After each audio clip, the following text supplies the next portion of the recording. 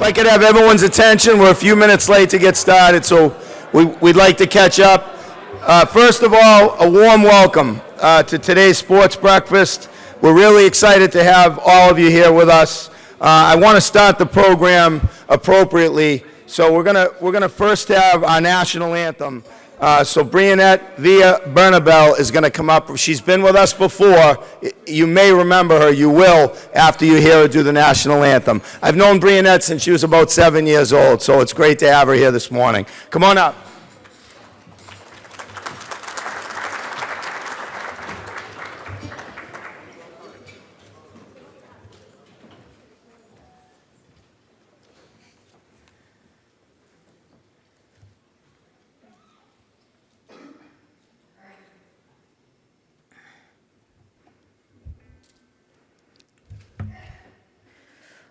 Oh, oh, say, can you see by the dawn's early light what so proudly we hailed at the twilight's last gleaming, whose broad stripes and bright stars through the perilous fight o'er the ramparts we watched were so gallantly streaming, and the rockets' red glare,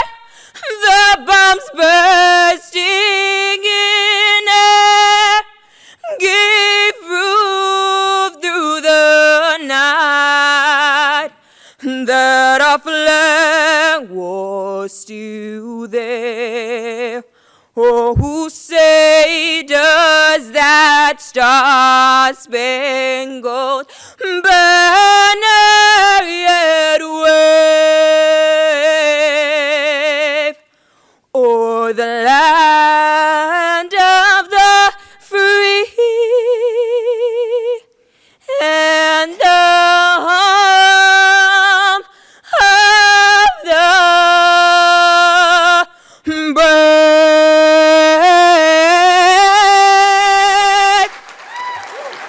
Thank you. Oh my God. That was awesome. Thank you. So proud of you. Wow.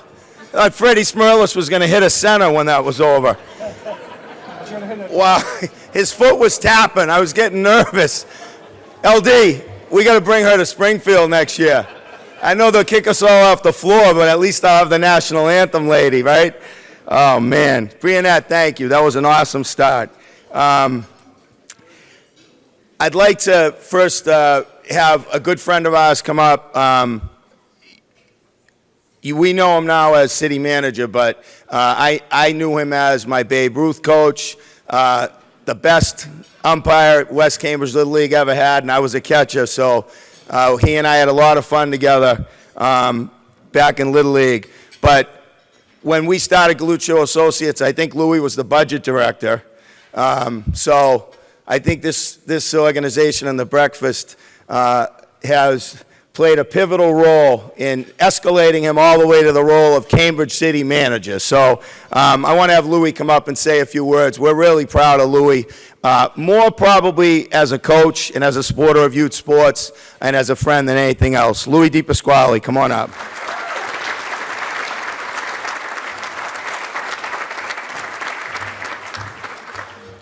Thank you, Anthony. So I've been fortunate to get to say a few words at this event every year, and this year it's extra special being city manager. So I'm going to kind of wear both hats as a coach who's been doing this a long time and as a city manager, and just really talk about what Cambridge is all about. And I think this room exemplifies it best, because it takes a lot of people to be involved in having the success we have. And it starts with our coaches, who I want to thank for all the work they do in this city. But they don't just coach during the season. They're around all the time, and that makes it special. Talks with our parents, because it's at the younger age, it's really up to the parents to make sure they get these kids to the game, and in Cambridge, they really do that, no matter how busy they are. It's about the players who go out there and work hard, and today's an exceptional big day for a lot of those players. It's the city championship, it's the Mayor's Cup, and that's everybody works hard to get. But like I said to one of the coaches, it's really about getting to the Mayor's Cup, the season you've had, and everybody should be proud about what goes on in the city when it comes to that. The other thing I think we have to recognize in Cambridge is our elected officials who support youth sports in so many things. And there's someone in the audience, and I don't want to take anything away from Anthony, but I want to recognize, whose family has been sponsoring and involved in youth sports since the early 70s. When I became president of Babe Ruth League, her husband was the commissioner of Babe Ruth League. And when you talk about political families who've been involved helping kids in this city, there's one that comes to the top of the list. And I want to recognize former Mayor Sheila Russell for all her family has done in the city of Cambridge. You know, as I look at the program, and I know there's some here, we have to give a round of applause for all the sponsors, because what allows Anthony to give out over $120,000 since this has started is all the people who've donated, and I know some of them are here today. So let's give all the sponsors a round of applause for having this event.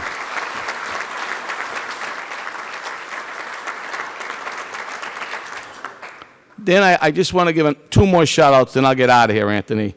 You know, we talk about coaches and coaches who are in the community, and it's not just about coaching, but there's someone who I've seen over and over again at events, and the season's over, but he knows what it is to be a Cambridge kid, and he knows what it means to have him at these events and what it means to the kids to see him. And not only is he a great coach, but he's a real leader in this city. And I have to recognize Lance Staunton. Lance, where are you?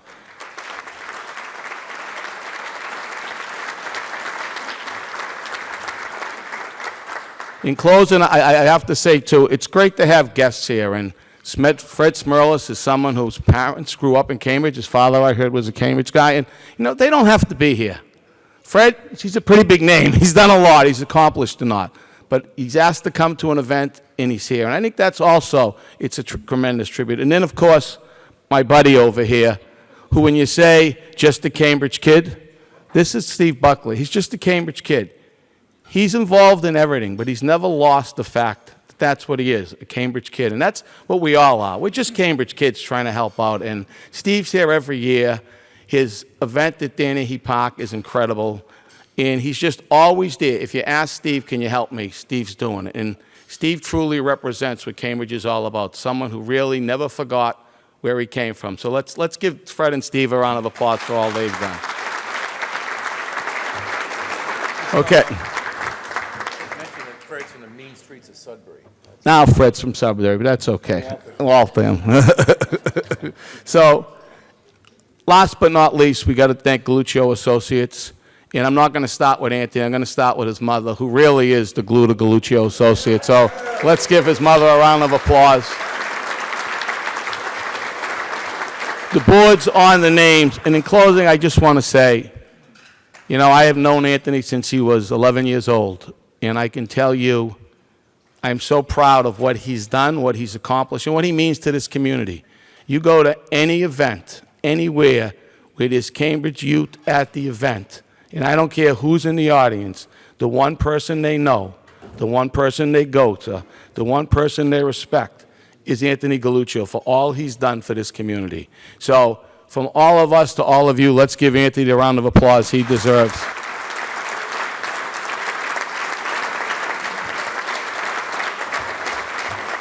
Again, this is a great city to live in, work in, pass through, eat, and one of the reasons it's great is because of all the people here in this room. So again, thank all of you for all you've done for the city of Cambridge. Thank you very much.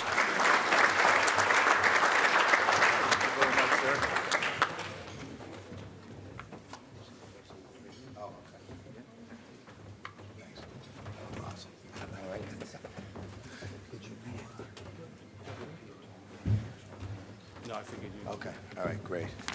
Thank you, Louis.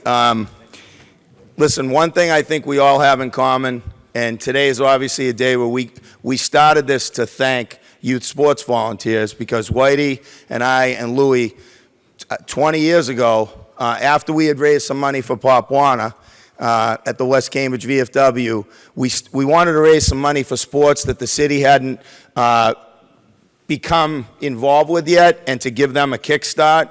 And it started with Pop Warner and then girls softball. But we started this to say thank you to the people who had influenced our lives so much that no one had really just formally said thank you.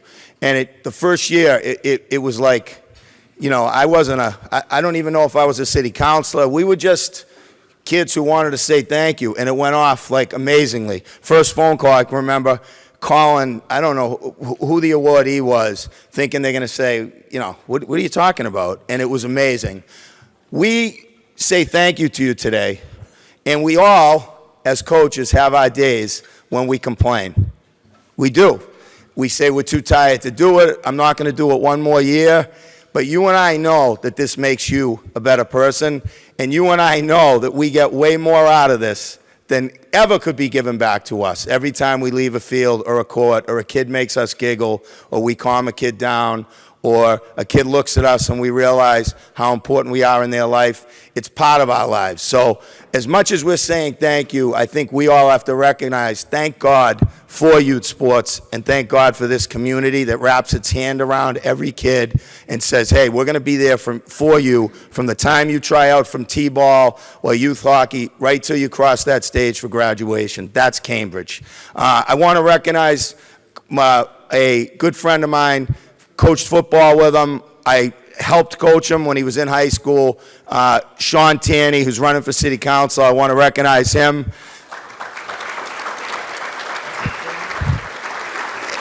And I want to recognize Paul Toner, who's at every sporting event that I pop my head into as a fan or a parent.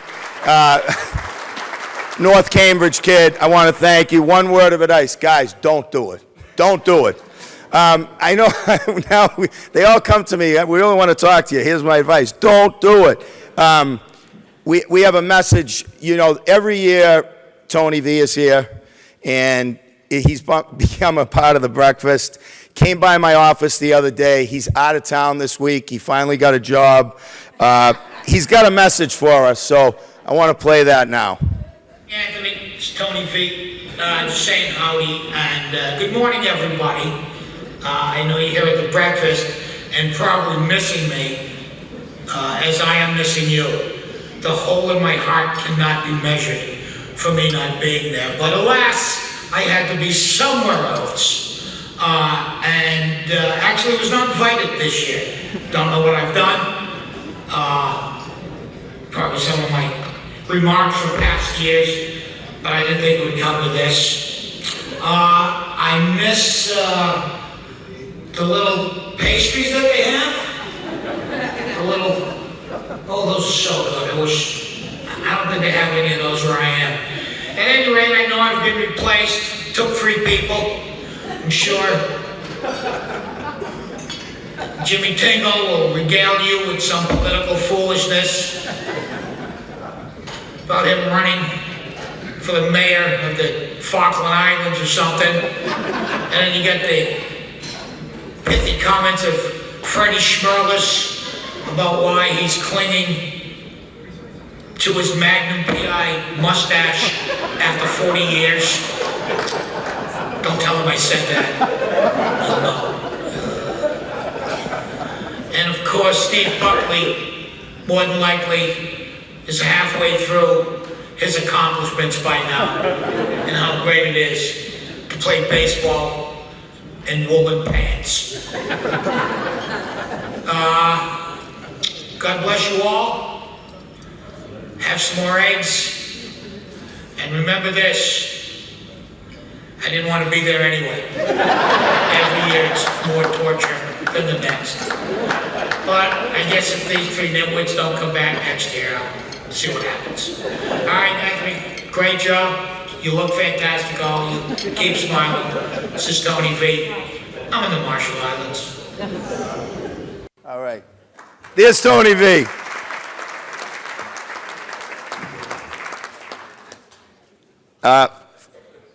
The man to my right, I had a lot of fun introducing Fred to some of the young athletes and football players in the crowd.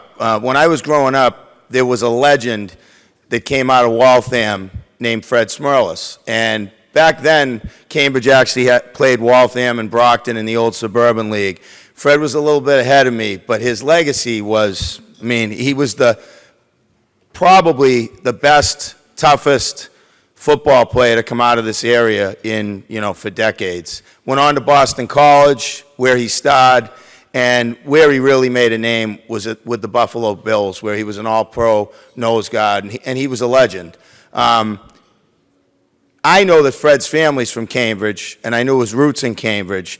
And to have somebody that understands through his father's memories what it is to grow up in Cambridge, and he would always come up to me and talk about Cambridge and Cambridge stories, and I know how proud he is of that.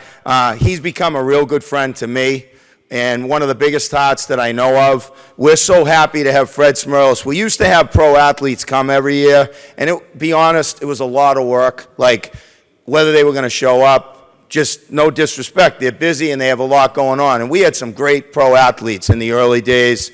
Willie McGinnis came, and Louis Tiant was here. And then we just said, I don't think we need that anymore. Fred's here as a friend, not just as a pro athlete. And that's why we decided to come back to this tradition, because we had a friend in our midst. I want to thank Mark Rupinian, who's become a great friend to me. He's sitting next to my mother, so I'm going to have to hear about what a nice man he is for the next month, because I know he's going to charm my mother to death. But Roop gets it, and he has fallen in love with Cambridge, and these two were best friends at BC and played for the Buffalo Bills together. Mark, will you stand up, please, and just have everyone thank. So, guys that are out there, this is how great friendships in life happen. One friend, another friend, and the next thing you know, you have a great group of friends. So the guy next to you today could be that guy that is either your best friend or introduces you to your next best friend. So say hello to the person next to you and be nice to them. Ladies and gentlemen, let's give a big round of applause this morning for our friend, Freddie Smirlis. Thanks, pal. Thanks, Anthony. Thank you. Good evening, everybody. How are you? Or afternoon or morning. The connection we have is my dad grew up in Newtown Court. His father died when he was young, and they were right from Greece, his parents.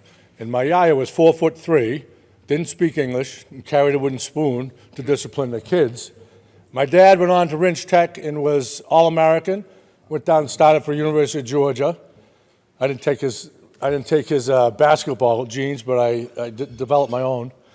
So that is a connection to Cambridge. I've always been here. Years ago, when go to Newtown Courts, we'd have to run through to see where Dad grew up. Now it looks like the Taj Mahal. Thank you, Harvard. And one more thing about Mark Rapini, who looks like Jay Leno. See him over there? I'm going to tell you something. That kid was one of the toughest kids I've ever played with. He went to Buffalo. He ran a 4.6 40 at 260 pounds in college. No one wanted him. I know I'm going to get off track because no one ever tells us about Mark. So I went and called all the teams. I said, you got to take this kid. I know he's Armenian, he's cheap, but you got to take him. He'll steal all your rugs. Only kidding, Mike. And so Buffalo Bill take him. And a couple of the Bills players said, oh, you brought your friend in, right? After the first game, the Miami Dolphins we played, come up to me, the scouts said, that's the guy you want us to take? We should have took him. And the only thing that ended his career is he played a game with a broken neck. A broken neck. And look at the size of his head. It must have been torture. And I drove him to the hospital in my vet that had no suspension. It's like, boom, boom, boom. But anyway, one of the toughest kids, had a career, would have gone for a long time. But Mark Rapini, no one recognizes you as a great player, and you are. So thanks for coming, Mark. And actually, now my story's a little bit different. They brought me in here, talk a little bit about football. When I wasn't always a 300-pound kid. I ended up, during the off-season, football is 330 pounds. And I'll go into that story in a second. But I was a little kind of fat kid growing up in Waltham, where there's 8 million kids, and I was a kid that liked to play with dolls and girls, and a lot of the kids didn't like that, so used me as a punching bag. You probably experienced that, some of you kids.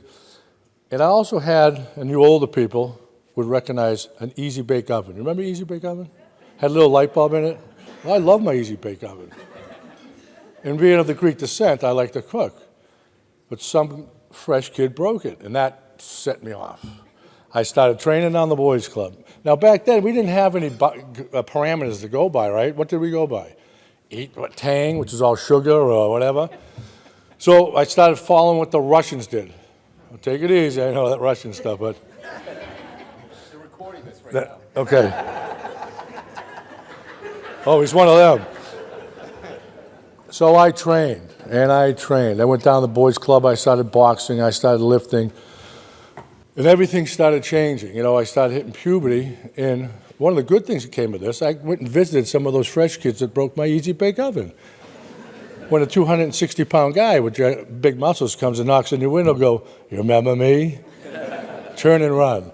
Well, anyway, when I was in high school, I started wrestling as a sophomore in high school. I started football in 9th grade. My second year of wrestling, I was first team All-American. My first year of wrestling, you had to learn. Anyone here wrestle? Oh, Peter, what's up, brother? My oldest son was heavyweight state champ.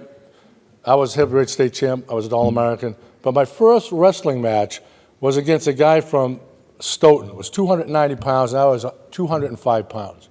I shot a double leg. He picked me up and slammed me in the mat and started dancing around. I was pinned in 17 seconds. I started out 1-4.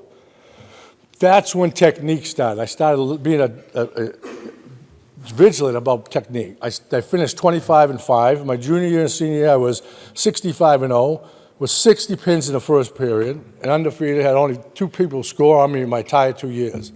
Football, I was All-American, 2-sport All-American, 2-time All-American, and I was state champ in the shot put. It's about training and diligent about training. Then I went on to the college. We went to BC. It's Mark Rapini and I were lucky enough to be on the perfect team that year, my senior year, 0-11. 11 guys drafted.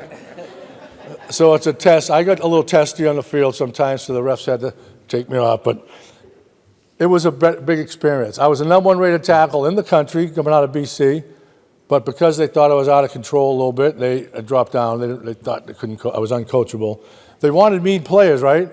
They wanted you to intimidate players. I did that, and it worked the opposite. Anyway, went to the pros. I'm waiting for my call. I dropped to the second round, and I get a call from Chuck Knox, right? And he says, "You're a mean MFer. We want to come up here and kick some MF." I'm not used to that. We're used to a college coach, right? Or a high school coach talking to you nicely.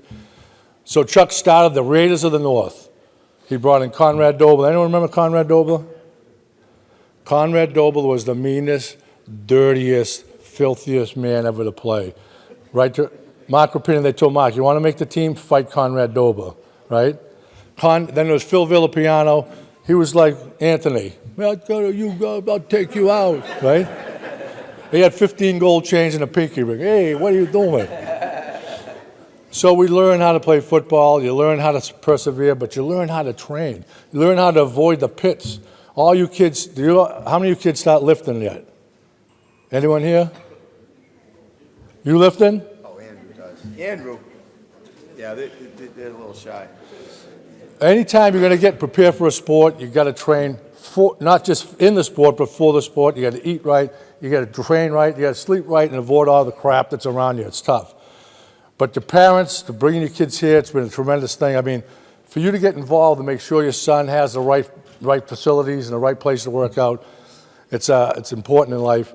And also, when you're going through life, don't have dreams, because dreams are people who sleep. Have an ambition.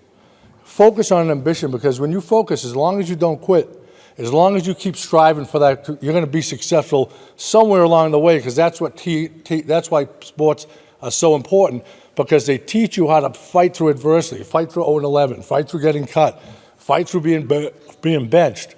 So all that stuff that's why these sports programs are so important. That's why what Anthony does is so important for us all. So what I'm saying right here is, for parents to be involved, the coaches to be involved, gives your kids a big chance to be successful down the road. It's great that you come out with your kids. Half these parents, they wonder why the kids don't listen to them when they get older. It's because they don't listen to their kids when they're younger. You got to be involved, and the best way to be involved is be involved in the sports. So I want to thank you all for doing that. I want to thank you all for being here with your children. It makes a huge difference in life.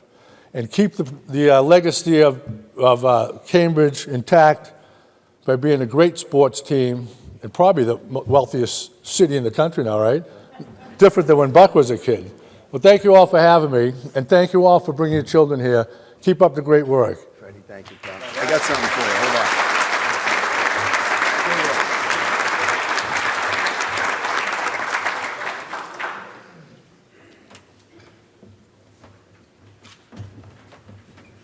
I'll wear that in Sudbury. Can't take the Cambridge out of a kid. Yeah, you wear this in Sudbury.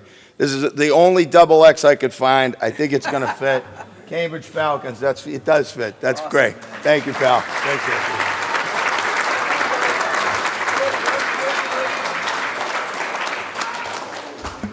Freddie, thanks a million. And, you know, it takes a special person. I don't think many young athletes would be able to imagine Freddie getting bullied over an easy bake oven when he was, 8 years old. A story that Mark tells, I'm going to let him tell it one of these years. I'm not going to tell it for you. But that's the key, is for kids to understand and for all of us to understand, these guys don't just get there. They go through the same stuff that you all go through. And we know as coaches how hurtful it is when a kid's saying to another kid, you stink, you're going to strike out, you can't do it. And we have to be the ones to override that with support and confidence. And it still goes on today. I bet those guys that bullied you around the neighborhood are still thinking about that one, Freddie. But you had the last laugh, that's for sure. At this time, I want to introduce another Cambridge kid. He's been here nearly every year since we started the breakfast, and it's, I know he gets heat from the news, radio, and TV because he brings up Cambridge too much, and then we all suck him into that because we call him and say, you got to write a story about the Cambridge basketball team or a Cambridge kid, and he always says, I can't do it. I can't do another Cambridge story, and then 2 days later, you read about Sweets, or you read the story about the team that's looking for help or went through some adversity. You can't keep him from being proud of Cambridge. At this time, I want to have our friend Steve Buckley come on up.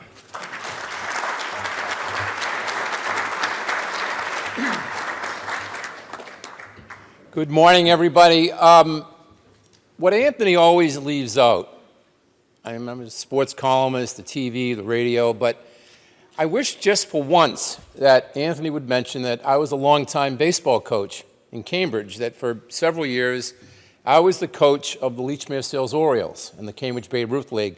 And it brings such pleasant memories to be here this morning, because how could I ever forget that the Lechmere Sales Orioles won the 1978 Babe Ruth League Championship when we rolled over the Curtin Insurance Indians, coached by Louis DePasquale. Thank you very much, Louis.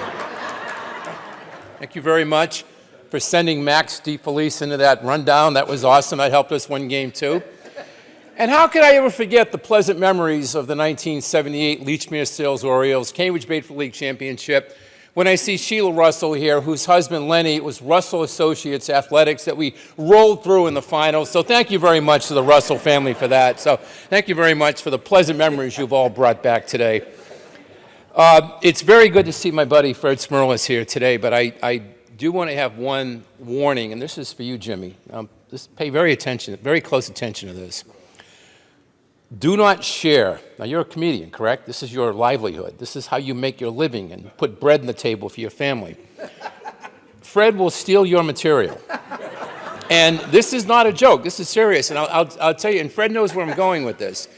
Fred and me and Steve Diossi used to do a football show called New England Tailgate back in 1995. It was on Comcast, not what was before, Sports Channel, which became Comcast. And so on Sunday night, we would tape the show on Friday, and it would air Sunday night, or I guess it would air Saturday night. And Nancy Devaney, our producer, this is a true story, had this idea, why don't you guys come up with a takeoff on a night before Christmas, and we'll tape it on Friday, and we'll use it at the show on Saturday night. So I sat down and I wrote an entire spoof of A Night Before Christmas, and we even went to Fred's house because they had the big Christmas tree, Fred's front hall being bigger than my entire house. And and Fred had the kids by the side and the Christmas presents and the big tree. And we had Fred read A Night Before Christmas. And the opening line was, "'Twas the night before Christmas when all through the house, not a creature was stirring, not even Diossi." Now, it doesn't rhyme. It's not funny. But, I was trying to work the different people into it. And we taped it, and it was supposed to air Saturday night at 11:30. Saturday night at 11 o'clock, 1/2 hour before our show, we turn on Channel 7, and Joe Armacino has invited Fred to come on their sports show. And Fred starts doing A Night Before Christmas and opens it with, "'Twas the night before Christmas when all through the house, not a creature was stirring, not even Diossi." And he uses my entire poem, word for word, on Channel 7, 1/2 hour before we aired on Sports Channel. So you got something you want to say tonight, Jimmy. It's going to end up at some Greek club in Waltham, so. I beat you to the punch. Yes. I fed you and I softened you up, and I still. But Fred's a brave man. He's only been scared twice in his life. Once was anytime he visited Newtown Court as a kid. And the other time is when he played my beloved UMass Minutemen in 1978, which was the last time UMass beat BC. So thank you for that, Fred. Can you believe they were 0-11 and sent 7 guys to the NFL? 11 guys to the NFL. A couple juniors. 0-11. They lose every single game. They lose to Temple. They lose to UMass. They lost to Holy Cross. That's coaching.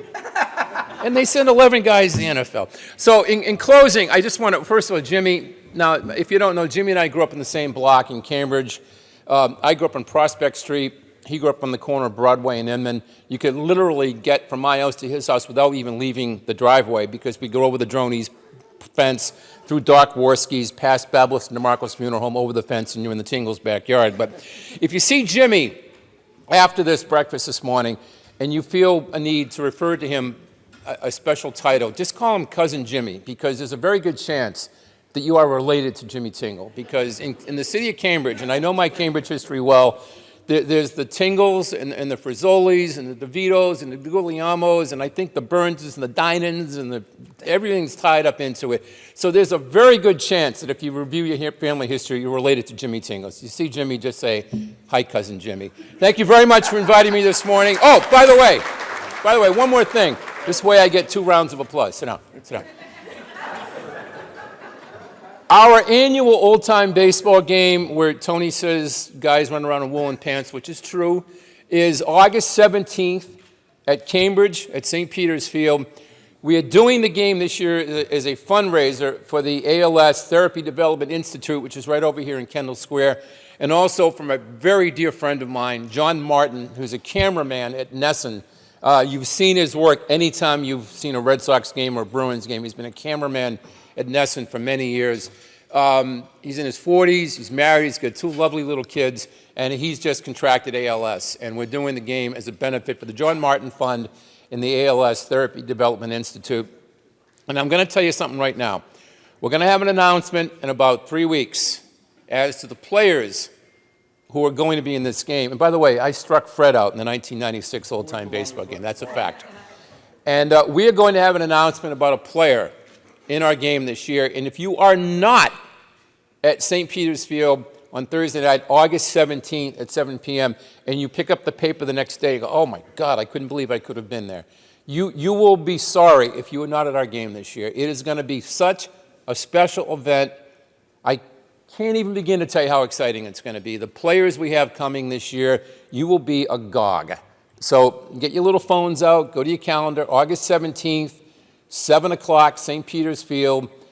You will be sorry if you're not there. Thank you very much for inviting me. Got some thinking on that one. Everyone's thinking about that one now.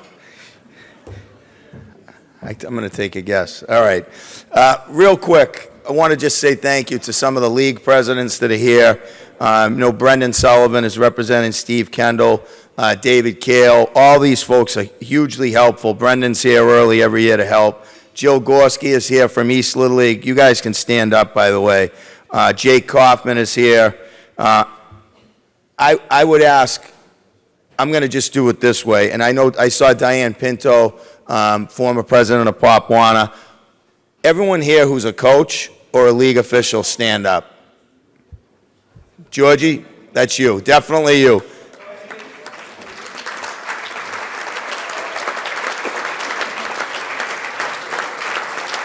James Tagg, stand up. You definitely are a coach. Okay. Thank you, guys. Thank you. Now I want all the former Galluccio Associates recipients that have received an award to stand up. Sheila, can you remember Sheila? You and me up here?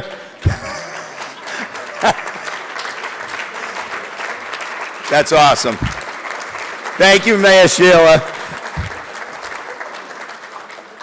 And if you get a second, take a look at these boards going back a lot of years. To be a recipient of this award puts you really in a Legends Club. I mean, you go back to people like Mike Jarvis and Unky Fitzgerald, and I mean, man, it's take a look and look at the list here that gives all the names, and you really see people that impacted kids in Cambridge for 40, 50 years.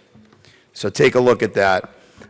Before we're gonna recognize the basketball team in a few minutes. Before we do that, I want to recognize the Cambridge baseball high school Falcons that are here. I'm fortunate enough to be part of that program. I know Coach Karen is here. They lost a tough game in the second round of the state finals. They had a phenomenal year, made Cambridge really proud. I want to have everyone who plays for Ringe and Latin baseball, varsity, all the way down to freshmen, stand up, please.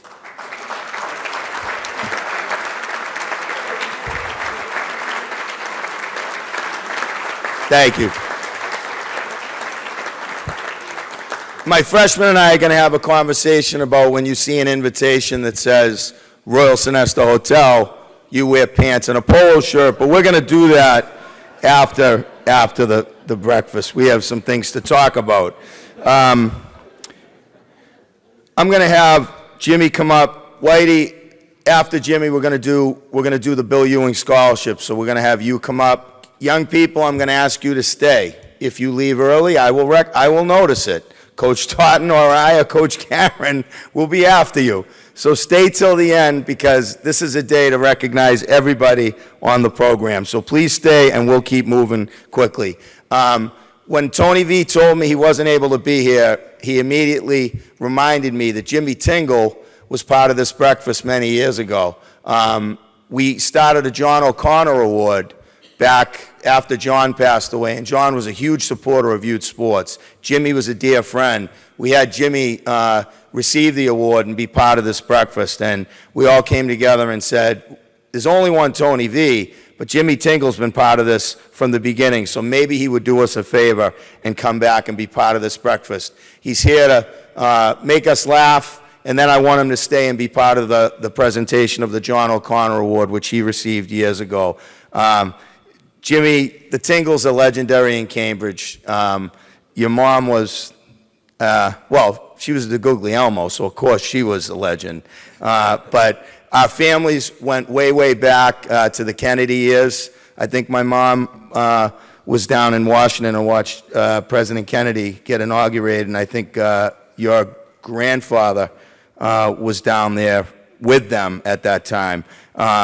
So Jimmy Tingle, come up and just be Cambridge and have some fun today, my friend. Thank you, Brother Lynn.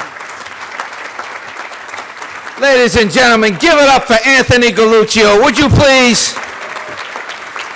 Excellent. And all of our speakers and all of the panel and all of the athletes and the coaches who make this possible, brothers and sisters.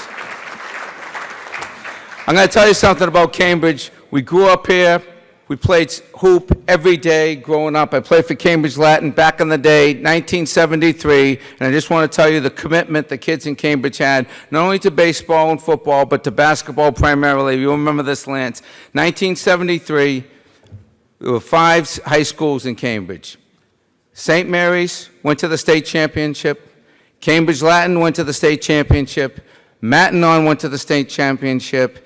and Ringe Tech won the state championship back in 1973, ladies and gentlemen. That's how committed we were to basketball and sports growing up here. And it was an awesome thing, and it kept a lot of kids out of trouble, and myself included, for a while.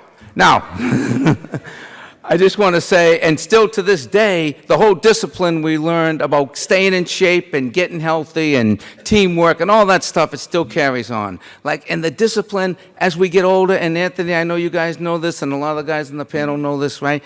Staying in shape, sometimes it's diet, right? Diet. For example, I'm on this new high-protein diet, all eggs, right? How do I look? Dropped 10 pounds. All eggs. Of course, people find fault with it. Jimmy, got to watch eggs, high cholesterol. Wouldn't that be the ultimate irony, huh? Quit drinking, quit smoking, 20 years sober, killed by an omelet. But it's hard to stay in shape as you get older. People say you want to lift weights. You're talking about lifting weights. I'm saying lift weights. What for? Those things are heavy. People tell me to jog. Get out there and jog, Jim. Jog, jog, jog. If you can jog 1 mile, you could jog the Boston Marathon. Calm down. I can't drive 26 miles without pulling over to hit a men's room. My brother Gary's done 25 Boston Marathon. Peter's here today. He's done 25 Boston Marathons. He got me a watch for jogging. He says, Jimmy, not only is this a great watch for jogging, it's also good for 50 meters underwater. I said, give it to me now. Because how many times have I been taking a little jog along the bottom of the sea? Shiver me timbers, what time is it? I need a breath of air. I was thinking about doing a triathlon. Then they told me what it was. I guess what you got to do is you got to swim 2 miles, then ride your bike to Maine. I guess then you run home. I was thinking about it. I said, I think I'll try my own triathlon, the Jimmy Tingle Triathlon. What you do here is you take a cab to Fenway Park. You sit in the bleachers, you eat or drink whatever you want. You root for the other team, then you run home. People say, Jimmy, try the health food. You are what you eat. Really? I don't feel like a large Italian with everything on it.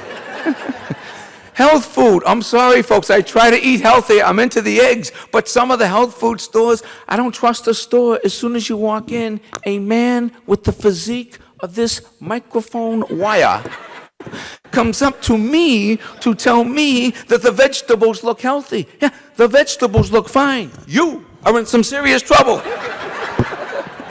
Somebody turns on the fan, you're in orbit. And people are walking around with T-shirts that say, go hike the canyon. Why don't you go home and smoke in bed, would you please? I know that's wrong. However, and they're selling things. This is back in the day when Bread and Circus was, before Whole Foods, was Bread and Circus. It took the place of the First National around the corner from Steve Buckley's house. When Bread and Circus first opened in the 1970s, I'd go in there and they were selling things like seaweed. Seaweed.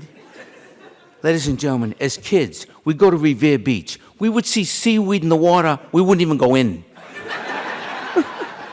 Now you want us to eat this stuff? I have a better idea. Why don't you come over my house? I'll let you mow my lawn. You can eat the piles. But I got to tell you, folks, the greatest thing about sports, and this is the thing, and everybody was talking about it, is that you can believe in yourself and you can practice, and no matter what field or what occupation you go into, it's about practice and it's about believing in yourselves. Even when the Boston Red Sox, folks, were down 3-0, and Buckley remembers this, and everybody remembers this, the 2004 pennant race, Eastern Finals pennant race, down 3-0 to the New York Yankees, right? Remember that? I heard a hiss. But Louis, Big Yankee fan. but the thing was, right? The thing was their theme. You remember their theme? You got to believe. And then they won game 1. And then they won game 2. And then they won game 3. And no one thought they could do it. In game 4, the Boston Red Sox beat the New York Yankees in Yankee Stadium to be the first team in history to come back from a 3-game deficit to win the American League pennant. There's only one word for that comeback, ladies and gentlemen: biblical. And my son and I, and then they won the World Series. And the following year, and this is the greatest thing about the families, the best time for my son and I were the formative years, where you guys are now. Playing down at Lindstrom Field, baseball, we played for the Pirates. I was the first base coach. I don't want to brag. But I kept saying, take second, take second, take second. What's the play? Right, right. And dodging the ball when the first baseman missed it. But all of that, right? And we got tickets to go to a game. And it was the first time my son ever went to a game. And he got a new glove for Christmas. He goes, Dad, can I bring the glove to the game? Maybe catch a foul ball. And I'm saying, to myself, I'm saying, you have absolutely no chance of catching a foul ball. But we bring the glove, right? And when you're a little kid and you go into Fenway Park, you walk up that ramp and you see the green monster for the first time in the field. And the field is so beautiful, bright, bright, bright, bright, bright, bright green. I don't know how they keep it so green. I think it's the chemicals. But and we had beautiful box seats about 100, 200 rows back. I tried to get Buckley to get me closer, but he couldn't. And I'm sitting there, and I'm looking up at the backstop. I started getting very nostalgic about sports. I'm looking at the backstop, and I'm thinking of all the games we came to as kids and all the people that aren't around anymore and all the relationships and the friendships and the family relationships that were formed, beautiful memories back then.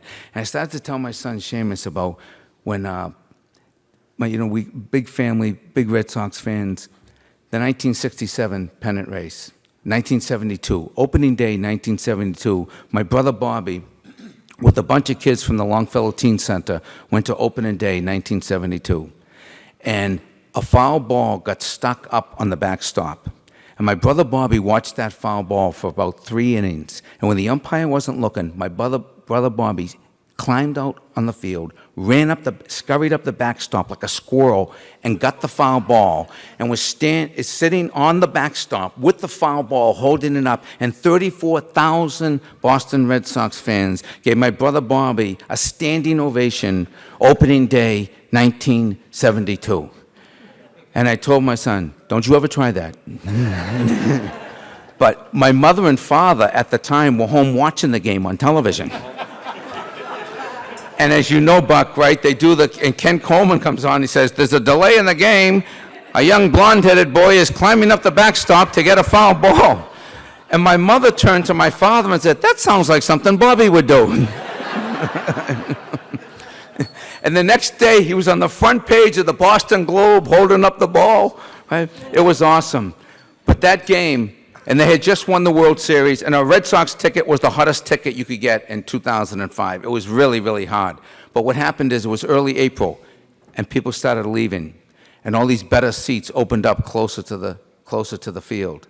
And my son James goes, Dad, there's 2 seats over there, so we moved down there. He goes, there's 2 seats over there, so we moved down there. He goes, there's 2 seats over there, we moved down there. We moved 5 or 6 times, and by the 9th inning, ladies and gentlemen, we were directly behind the Boston Red Sox dugout. I mean, here's the roof of the dugout, here are our seats. You couldn't get any closer. And Johnny Damon had been taken out of the game, and he was kneeling on the top step of the dugout with a hooded sweatshirt, the long hair and the beard, right? And I said, Seamus, this is Johnny Damon. We're trying to get a ball this whole time. We couldn't get a ball, foul ball. Oh, Johnny! Gives us one of these, right?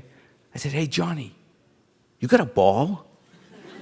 He goes into the dugout, comes out, and rolls a ball across the roof of the dugout into my son's glove. You got to believe. You got to believe. That's what sports are about.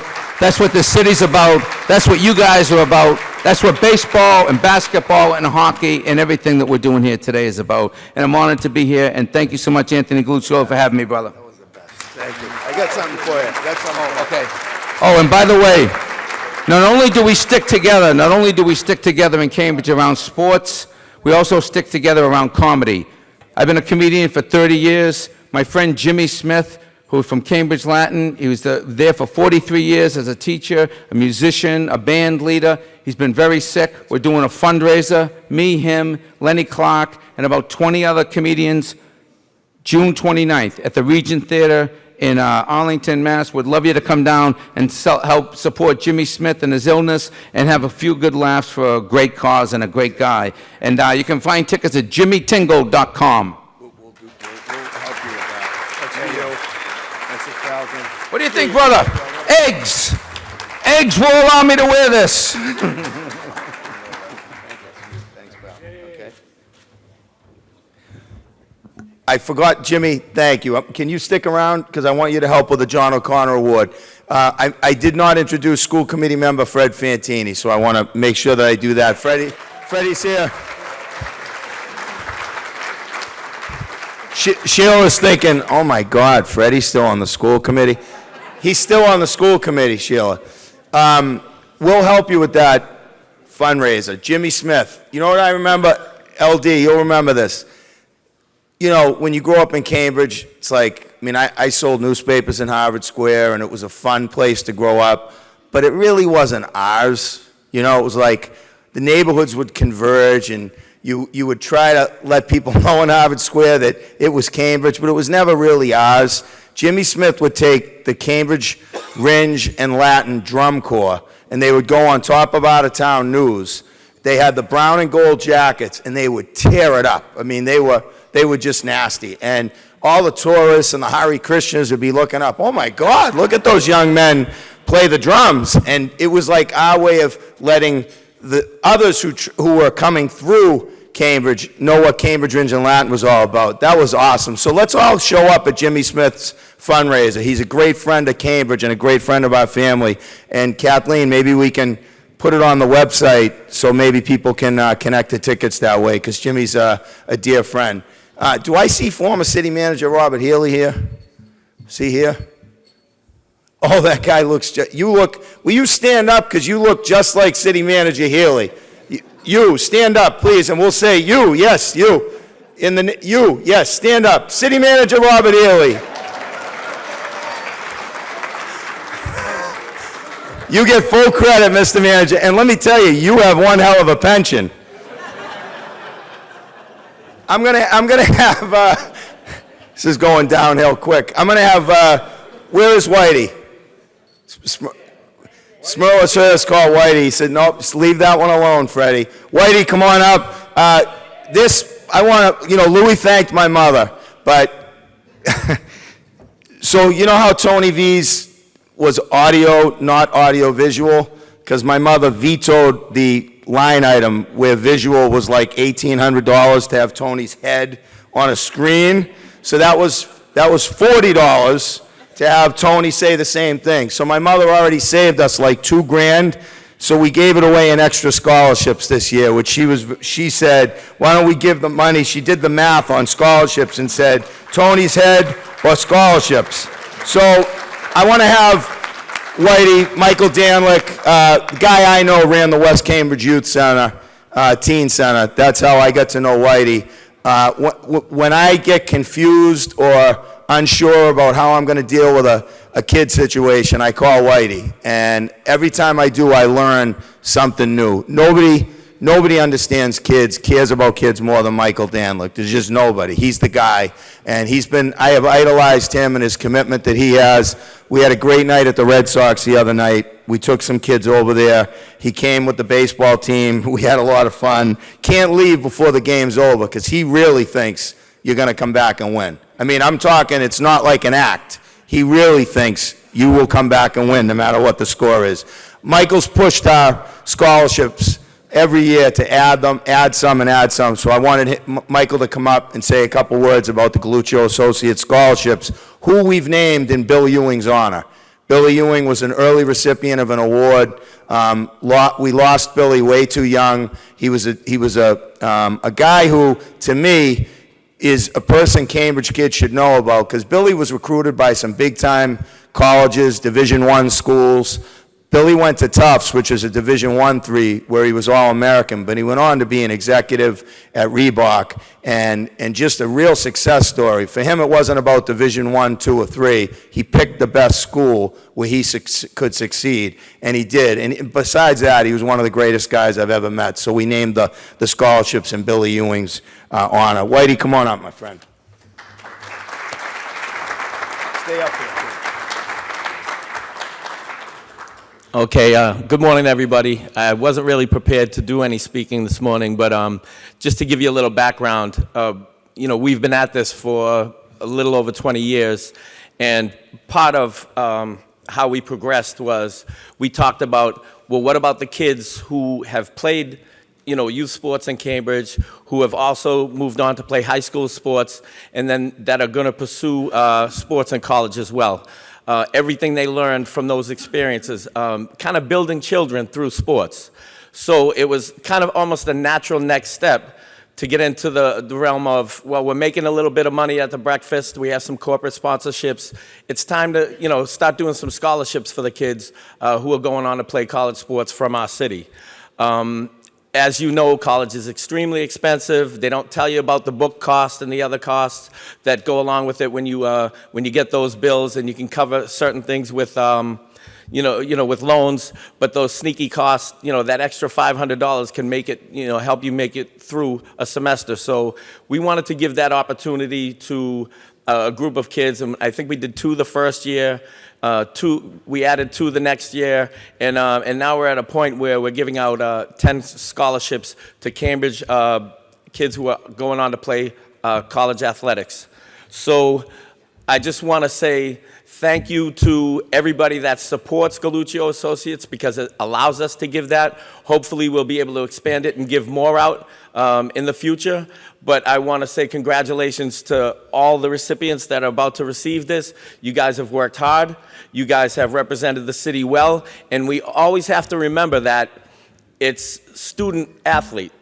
It's not just athlete, it's student athlete. And that's really the goal, is to get you the best education so you can have the best future for yourselves. And if we can use athletics as a vehicle to do that, then we've kind of combined the both, and we've done a good job as far as raising you guys and sending you off to your colleges. So I want to say congratulations to you all, and Anthony's going to give the names out. I want you to come on up and pose for a picture with Frank. Thanks, pal. I'm just going to do the ones that are here. All right. If we could have Danny Reimer, Debo, come on up. David Kearns, Janessa Alston, Andre Dumont, Sean Cochran, Jovan Bernard.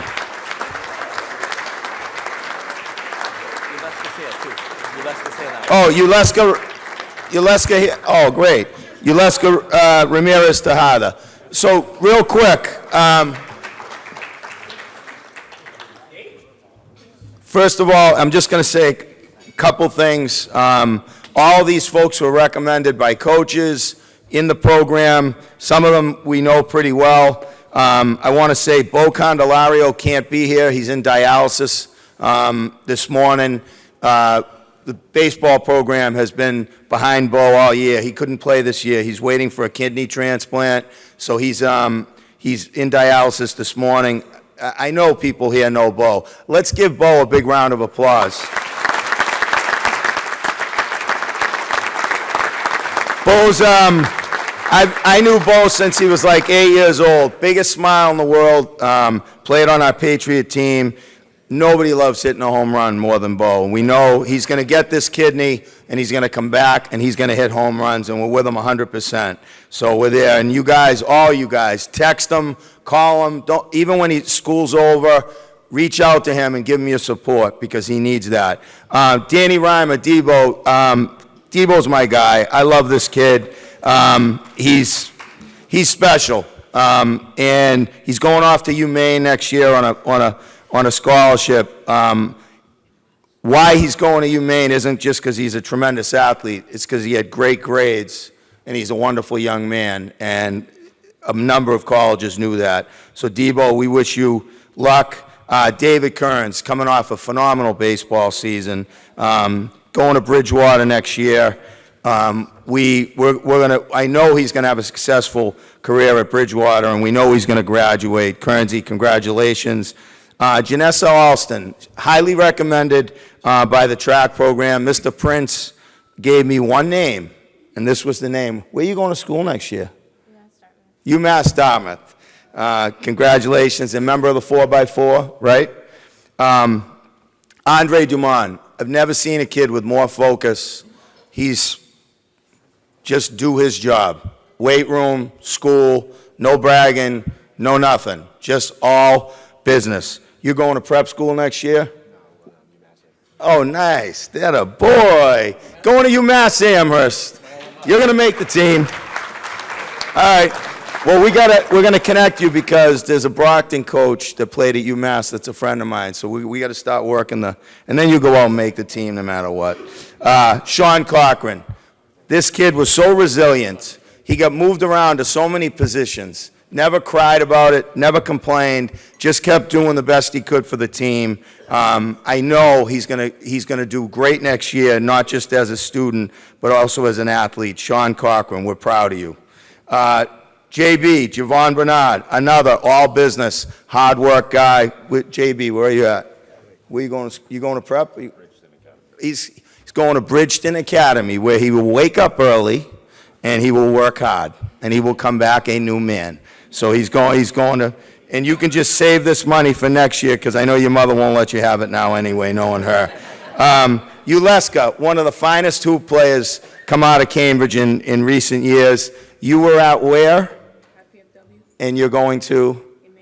And going to him. She's coming back home. So Whitey was like, we gotta take care of our girl and give her a shot in the arm. Let's give a big round of applause for the scholars.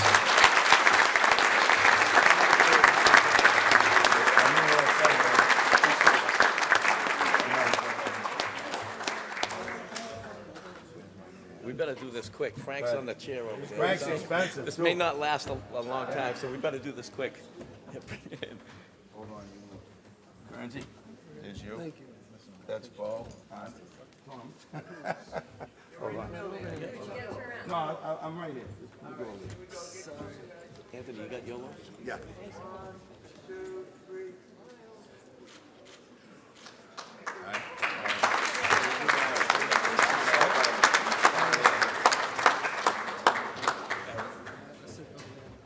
Okay. You look. Okay, at least it's all right.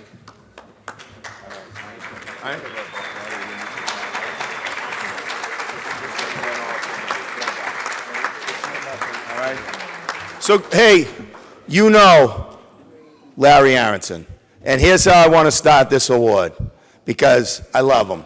He's everywhere. He makes you feel good. He makes you feel welcome. He bleeds Cambridge. And I was like, if we don't say thank you to Larry, we're missing the boat. All right? He has been himself for, I don't know, since my sister was Ringen Latin. This is like, they can never say that Larry Aronson doesn't do it his way. And he bleeds this city. He cares so deeply about the kids here that I wanted to just, and he's always here taking pictures for us, which is like incredible, but he does that at every single event in the city. He retired, and then he like showed up for work. And they were like, Larry, I think you retired. And he was like, well, I never said I wasn't coming back to work. So, right, Larry? But you know what? That's okay. Here's how I want to do it. Larry, Larry, Larry, Larry, Larry, Larry, Larry.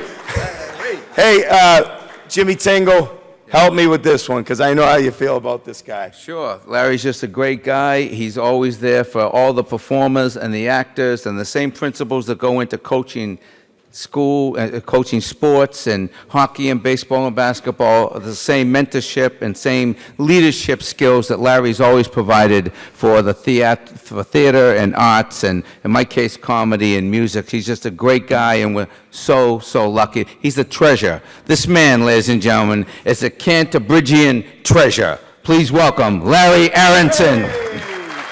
Stay up here.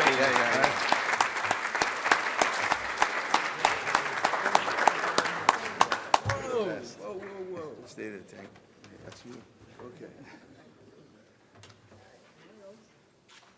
Linda with my camera, please.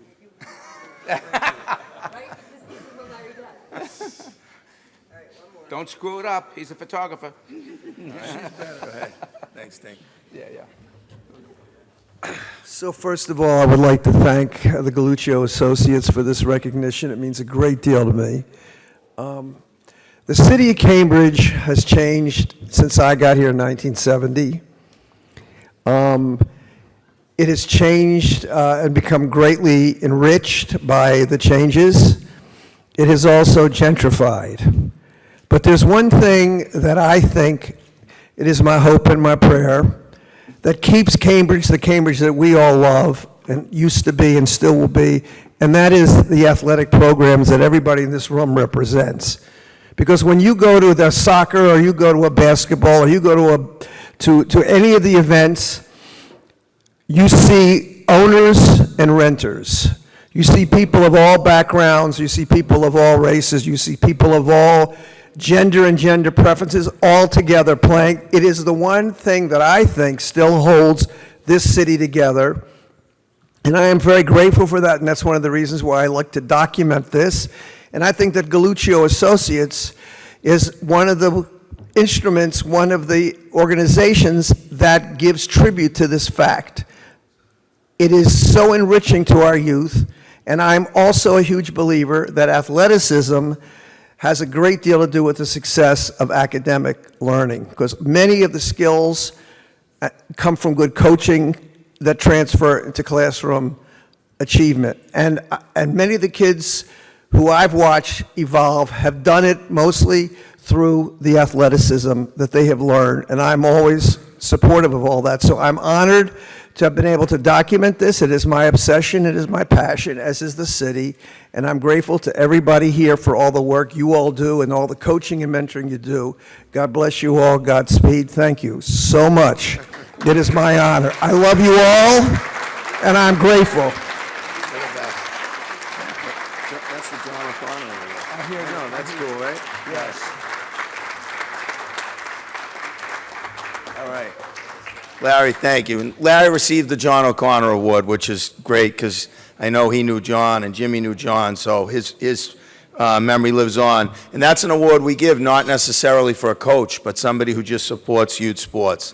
Guys, we're moving right along, so we'll probably be out of here at about 11:20. So hang in there, and we'll because I really want you to enjoy the remainder of the program. Cambridge basketball, back-to-back state championship. We went on a ride.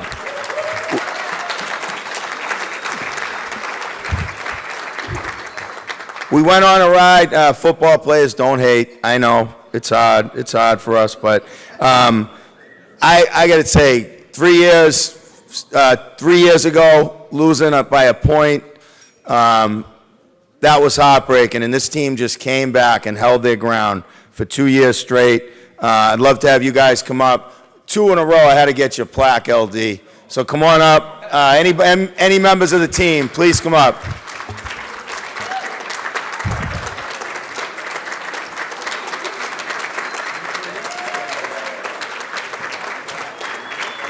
Oh, you can show up. Cool. We'll see you next year.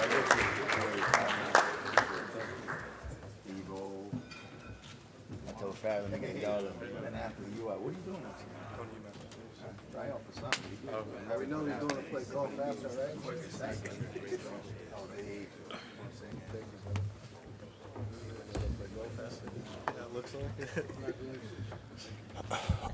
Obviously, on behalf of our school principal, Mr. Smith, the school community, Cambridge Region Latin, a place that we're very proud of, we're honored to be here today as the guest of Anthony Galluccio and his family, Mama Gooch, his wonderful sister who I attended school with, to all the city officials.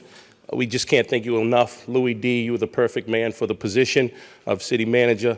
But when I look out into the crowd, and one of the first people I see is Spike and Dave, my 2 former Major League coaches, it just brings me back to so many great memories and some of the proudest moments I've had. Obviously, the accomplishment of winning 2 state championships, bringing people back to the era of the Patrick Ewing time, It means a lot to me. We had a chance to converse with Coach Jarvis not too long ago. One of the biggest regrets that I do have is Al Cockaloodle, my longtime friend, mentor, assistant coach for many years, and then obviously a state championship coach multiple times, was not there. But one of the things I always do is I always share the moments with his wife, with his children, and I always spend time at the cemetery to, share some words with Al about the kids, about our program, and the direction we're going. Some of the things that obviously Anthony's touched on, I've known Anthony for a very long time. Some of the proudest moments for me, being a city worker, working here in the city, is when I tell the many kids that I work with that I was born in the city hospital right down the street from the school. That's a proud thing for me, being part of this Cambridge family. We don't reside in Cambridge anymore, but I know forever we are Cambridge people. My brothers, my sisters, we are Cambridge kids. And I knew this morning I was getting old when I looked across the table at my assistant coaches, Derek Harris, Jelani Johnson, Pierre Francois, and Gio or George Rodriguez. All of those were my former players. So it's getting close. It's getting close. I can't tell you how proud we are for Anthony, for all the support he's given us. My son and I, my son's here in attendance tonight, we drove over the bridge this morning coming in from Charlestown into Cambridge just so we can look at the billboard one more time. We don't know how long it's going to be up there, but surely that's...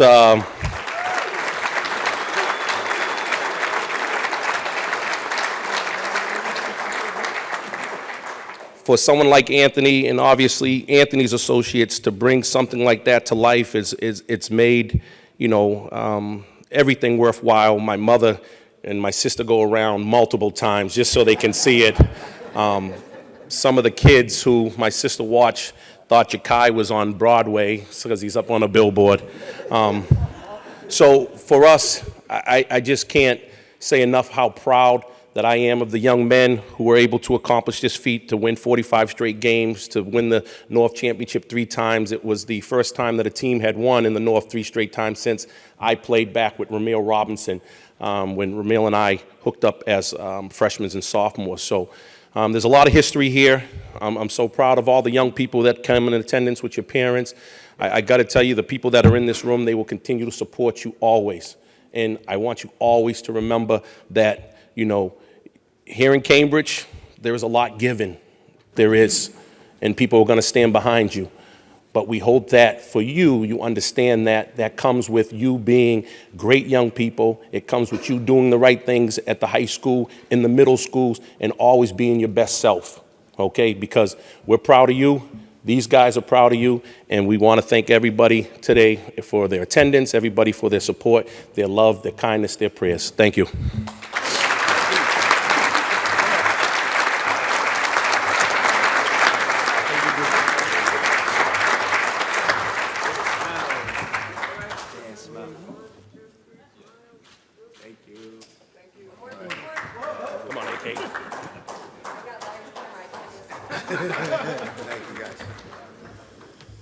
Thanks, boys.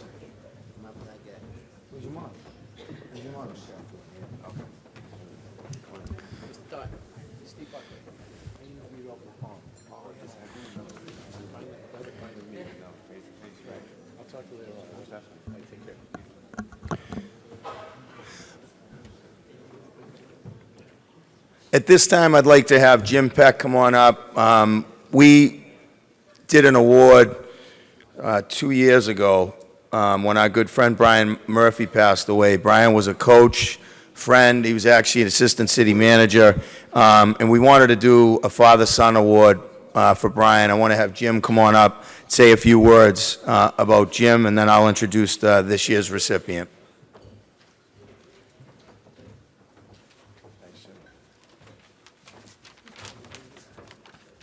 Thank you, Anthony, and welcome to everybody.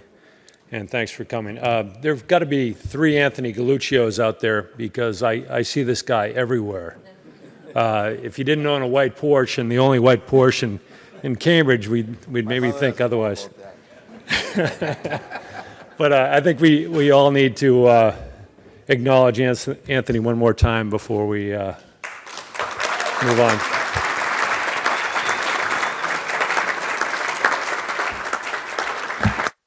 I had to steal my wife's reading glasses this morning, so don't worry.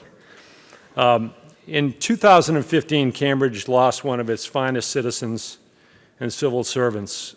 Brian Murphy left us far too abruptly at the age of 50. Ironically, he was working for the city of Cambridge when he died. Collectively, those who knew Brian realized we lost a very special guy. That day, we lost a dear friend and colleague, and a role model as a father, husband, coach, and mentor. Brian represented everything that you aspired to be as a man. He was smart, witty, caring, and compassionate. He was a loving father to Molly and Joseph, his kids, an adoring husband to Kate, his wife. In West Cambridge, he was known as Coach Murph, always encouraging, always smiling, always positive. He loved baseball, and it was infectious. He and Joe always talked about baseball, in particular, stats.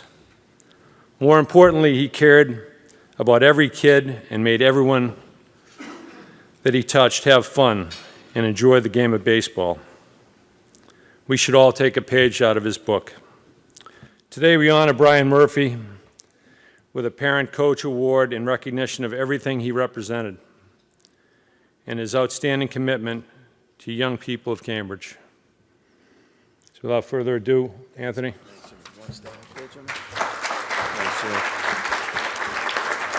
Thanks, Jimmy. And Jimmy was actually the first recipient of the Brian Murphy Award, so I thought it would be great to have him here. Stu Wiley, he's coached in almost every league in the city as his family moved around, but the bulk of his work was down at East Cambridge Little League, obviously where his son Emmett plays, and that's why we thought this award would be appropriate, because when you say Stu's name, you also say Emmett's name. Also a coach in youth hockey, somebody who has just been a constant source of support for those two leagues, and somebody that we think embodies what Brian Murphy and Brian Murphy's relationship with his son stood for. So at this time, I'd like to have Stu Wiley come on up and receive the Brian Murphy Award.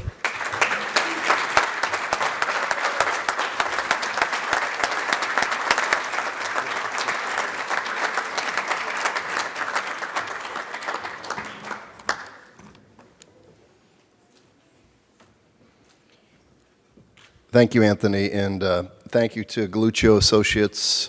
I'm extremely honored, and I'm not quite sure I'm completely deserving of this award. I also want to thank the folks in East Cambridge who are responsible for getting me up on Saturday morning and making me sort of a focus of attention, which not really my comfort zone, and probably one reason why Sue and I actually eloped to St. Thomas to get married, because I didn't want to be in the middle of a big wedding. Not having been to one of these breakfasts previously, I wasn't sure I had to say anything. Fortunately, Jill was able to sort of do some reconnaissance for me, and she said I could either be long or brief. So I'm going to opt, well, I don't know. We'll see how everyone else goes, but I'm going to try to be brief. And as the parents of my hockey team know, brevity and communication is probably something that I'm known for in the rinks before games. When all the parents are around socializing, I'm usually off by myself. What they don't realize, I'm working on my pregame speech, and I'm still actually trying to work in Teddy Roosevelt's The Man in the Arena into one of those. But I'm not sure how well that will fly with 12-year-olds, but I do know it's a lot easier speaking to 12-year-olds than it is to a crowd like this. But thank you for having me. Seriously, coaching over the past 8 years is something I truly love, something I'm truly passionate about. I put a lot of time and effort into preparation for games and practices, and because I want to give the kids my best, because how can I ask them to give their best if I'm not going to do the same for them? So that's something I've always wanted to be sure that I bring when I coach. Over the years, I always struggle with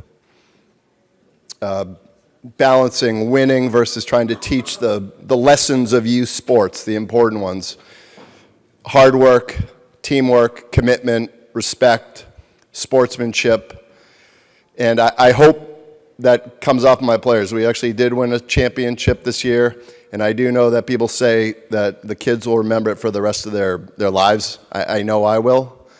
And just in closing, I guess I went longer than I said I would, but in closing, I want to thank Sue for tolerating my hobby. I'd like to I'd like to thank all my players, all their parents, all the other volunteers who make, as far as I'm concerned, Cambridge Youth Sports a great success. So thank you very much. I'm very honored. That's awesome. Good job, buddy.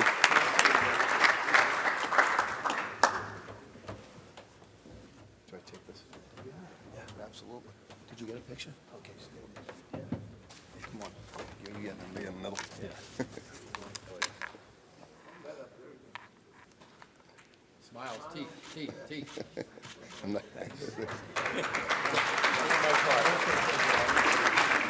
Thank you, Stu. I want to now have Arthur Sutherland could not be here. He's actually in the hospital.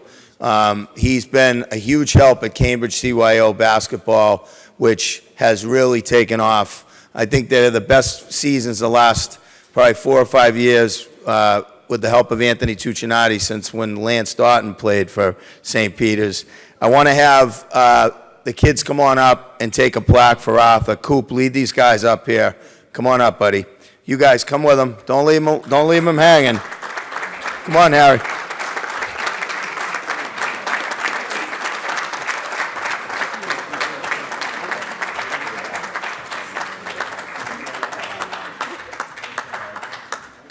Want to take a picture? Yeah, why don't you get...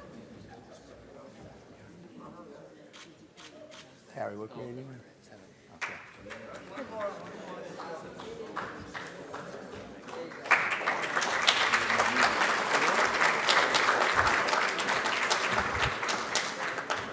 Coop and Harry, 7th grade?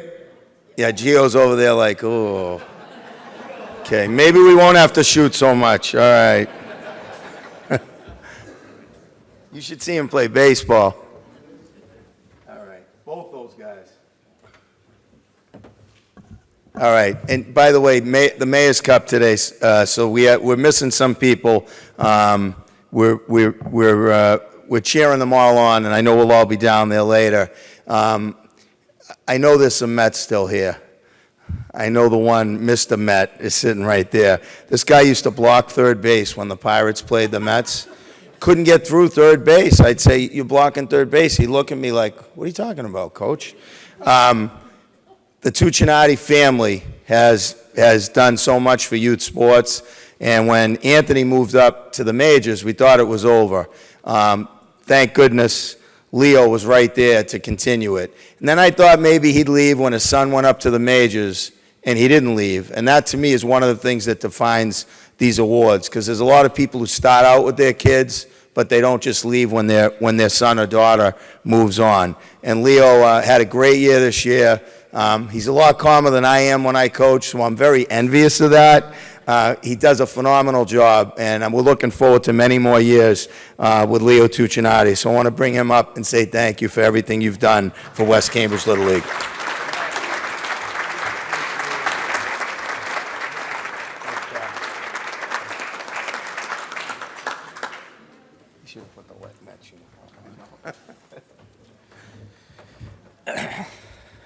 Thank you, Anthony and Galluccio Associates. I'm very honored to receive this award. I'd like to thank West Cambridge Baseball for giving me the opportunity to coach the Mets. I'd also like to thank my assistant coaches, because without them, without their help, I could not succeed. About 8 years ago, I was watching my nephew Francesco play for the Mets, and Anthony Tuccinati yells over, "Hey, Leo, can you coach third base?" I was hooked. I'm grateful to have learned from past and present coaches in how to maintain a balance between being competitive and having fun. We truly have some great coaches in West Cambridge. Eventually, my son Matt worked his way up from the farm league to join the Mets. I was fortunate to be part of helping him and his teammates develop as ball players, good sports, and friends. At the beginning of the season, a coach had come up to me and asked, hadn't my son moved up a couple of years ago? And I answered, yes, but it's like having 11 other kids of your own. The Pirates and Mets have always had a spirited rivalry. What Anthony didn't know is that the Mets coaches had a bet which inning he'd lose his voice. At the end of the game, it became tradition. We always bought pizza for the kids. By the way, the Pirates knocked us out of the championship. The thought did cross my mind, if it was the other way around, I may not be standing up here, but I have been so lucky to have so many great kids and families come through that I hope I'm able to make a positive impact in some way to their lives. Again, thank you very much. I love the little guy. Let me see if Kathleen, can you do a picture? Lissa, can you do? Hold on, wait for me. Oh, you're here. Oh, Jesus. Okay. He did? Frank Munkowitz never used to sit down. When I was mayor, you would never sit down during an event, Frank. Do not do that. Here you go.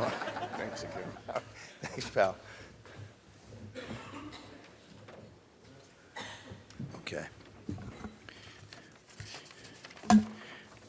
The next two are going to be fun. And I'm sort of busy, so, I mean, I am busy. I've had some moments the last year, some funny ones. Going to the Red Sox game with kids and not having that day's tickets.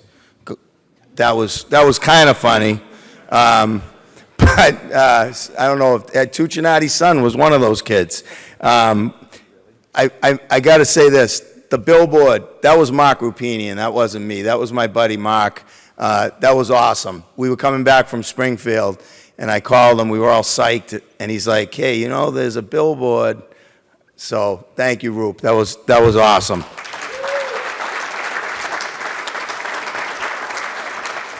Coach Cairns wanted me to put the baseball team record up there after it comes down, so he's been texting me. So we're going to see if we can replace it after that. We might do that. So the next two people happen to be husband and wife, but, you know, what do I know?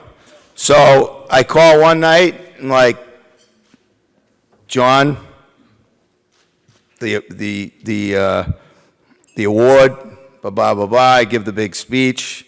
Then I call the wife, and they're both wondering, does he know, like, that this is what's going on here? So is Susan Ruff here? Susan, come on up.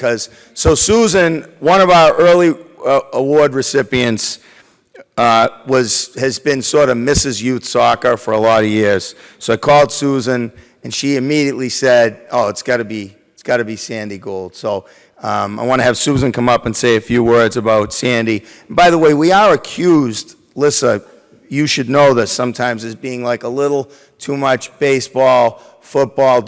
She's pointing at me.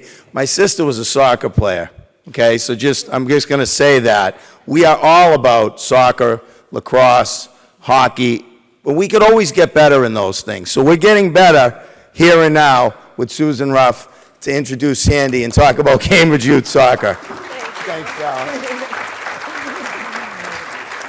I'm very happy to be here saying a few words about Sandy. I had to write them down because it could be pages and pages of all that you do. But Sandy, as you know, is part of many communities in Cambridge, school and all sorts of sports and work. But she's also a dedicated volunteer for Cambridge Youth Soccer. She came into coaching in 2006, one of our treasured few women coaches, and she's a great coach. And she's also on our board of directors. She spends many hours improving our program. And last spring, 2016, she runs our Champions Girls League for 3rd through 5th graders. And if you saw this week's Chronicle, there's a great piece about all the excitement that's going on there. So thank you, Sandy and Jason, for that. Sandy, you're a pleasure to work with and learn from. You're a tireless volunteer. We have tried to tire you out, but you keep doing more. You're a creative problem solver, and you also think about all the big and the little things that our program should be doing for the coaches and kids of Cambridge. So thanks, you're the best.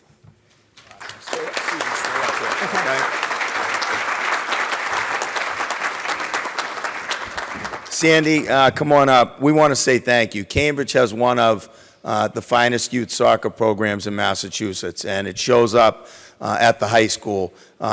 Micro soccer, which Sandy was involved in at the beginning, is one of the best models to just introduce kids to a sport without them feeling like it's overly competitive. And I think micro soccer fed the youth soccer, which in turn has fed high school sports. Want to say thank you to you for knowing how to do it and knowing how to make soccer not just a great activity for kids, but to involve families and parents so that it meets all the needs of the family, so that they can actually get out there and be together and enjoy a Saturday or a game together. So with my great pleasure, I'd like to introduce and present Sandy Gold to one of our Youth Volunteer Recognition Awards. Thank you, Sandy.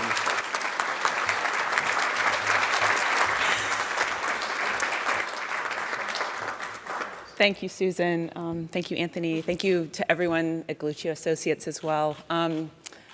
There's been a lot said about youth sports and the value of that. I want to also emphasize the value of family.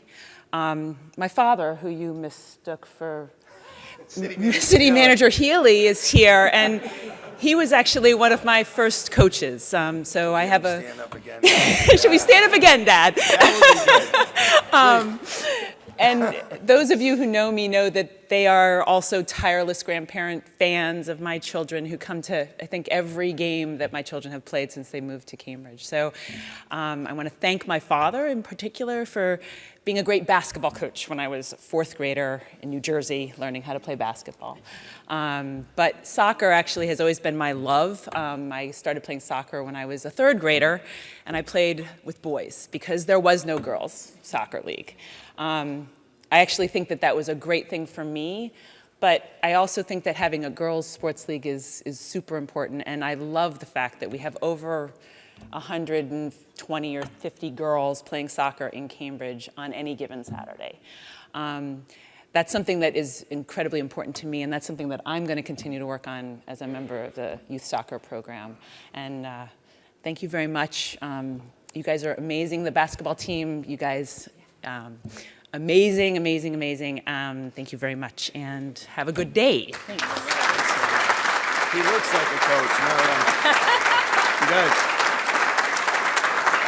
Come on, no, it's Frank. Frank, Susan, come on. I'll go on the other side.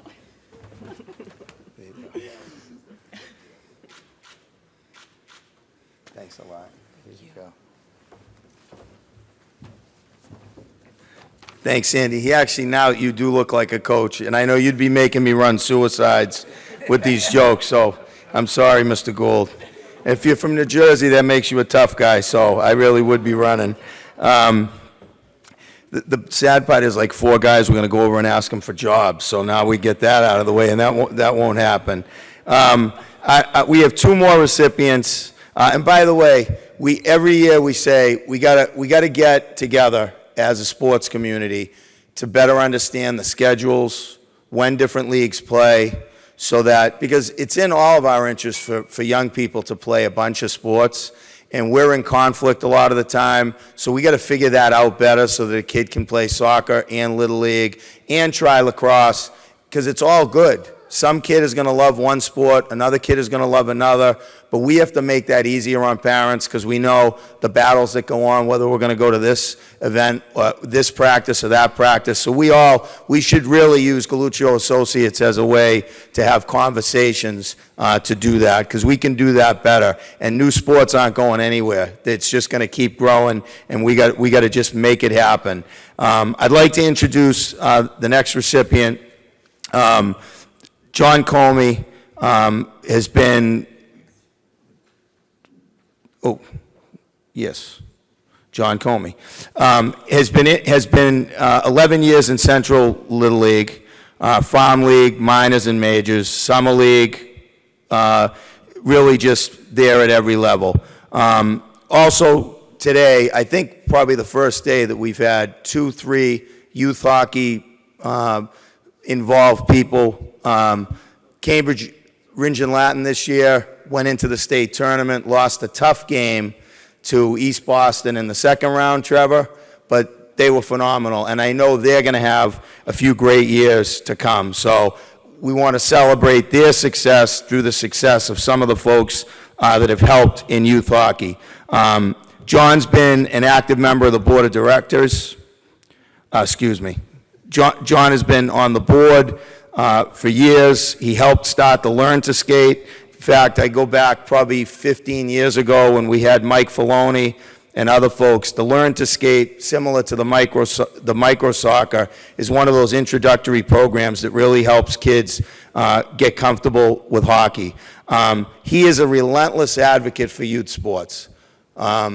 Watching, trying to figure out where he can help, not only as a coach, but also as an advocate. And he is somebody we just need in this community to stay involved as a coach, as a leader, and as a spokesman. It's my great pleasure to introduce our friend, John Comey.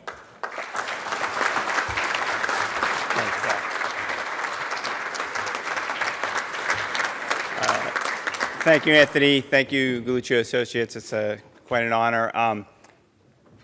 Yeah, I don't know why she married me either, but I'm just glad she did. I want to take this opportunity to embarrass my son because he's already slinking down in his chair, Freddie. I'd embarrass Christopher, but he's harder to embarrass. So when Freddie first did Farm League, we cut a vacation short a day so he could not miss the first day of Farm League. I don't know what the thought process were, because I've only been to 1,000 baseball games since then. That one would not have changed anything. And Mark Grant saw Freddie and said, you want to come have up to the Cardinals in the minor leagues and you can help me coach. And you were coaching with Bob Downing right on the Pirates. And yet I still stayed and helped coach in Central. Despite, I remember Mark McGovern once wanting a game to go on past like 7:50 because we were tied after 6 innings for 7- and 8-year-olds. And I was like, we can be tied. We can go home. It's Tuesday. There's school tomorrow. It's been a great bunch in Central. I've got to coach with Andrew Yakubian is the last one, Doug Feinberg, Mike Steinkraus, Mark Chambly are all here. I think I've coached in some team situation with all of you guys. It's been a great group. It's been great fun. And then that next fall, Robin Bonner brought a flyer out for hockey. I'd never played hockey. About an open house for hockey. And I take Freddie there, and Eddie Poirier says, you should just bring him on the Might Be team. He'd be fine. And I don't know anything about hockey. I go to Play It Again Sports. I say, give me the stuff that the kid needs for hockey. I show up at the rink. I do not know how to put the stuff on. I don't actually have all this stuff. I have a lot of the stuff. And I sort of put it on, and Bobby McCowan has to tape his shin pads on because he's got no hockey socks. He's got nothing. He can only skate sort of like this at this point. And 5 years later, I'm the president of Cambridge Youth Hockey. So how does that happen? I think how it happens is the way these things work is people step up and decide to do things, whether they know how to do them or not, right? And the greatest thing I've gotten out of this is the community that I've built, all the friends who are here, all the people who've helped. We've been able to do a lot of great things, I think, in Cambridge Youth Hockey because Jake Jaffe and Jason Targoff, Mike Rorick, Karen Bittner, Stu Wiley. It's just been a wonderful group of people and some of the best friends that I've made since coming to the city. So really, youth sports has given me, not even the kid, me more than I think that I've given to youth sports. So I really think it's a glue that holds a lot of this community together. I see people throughout, and it's just been a great honor to be a part of it. Thank you.